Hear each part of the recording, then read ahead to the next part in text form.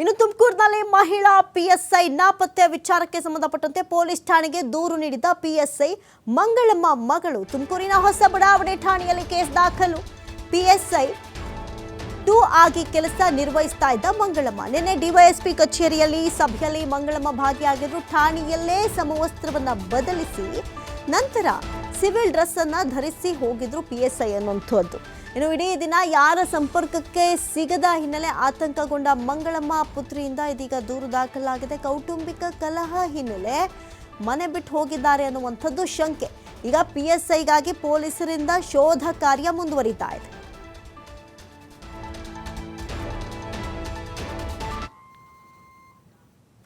ಇನ್ನು ತುಮಕೂರಿನಲ್ಲಿ ಮಹಿಳಾ ಪಿಎಸ್ಐ ನಾಪತ್ತೆ ವಿಚಾರಕ್ಕೆ ಸಂಬಂಧಪಟ್ಟಂತೆ ಪೊಲೀಸ್ ಠಾಣೆಗೆ ದೂರು ನೀಡಿದ ಪಿಎಸ್ಐ ಮಂಗಳಮ್ಮ ಮಗಳು ತುಮಕೂರಿನ ಹೊಸ ಬಡಾವಣೆ ಠಾಣೆಯಲ್ಲಿ ಕೇಸ್ ದಾಖಲು.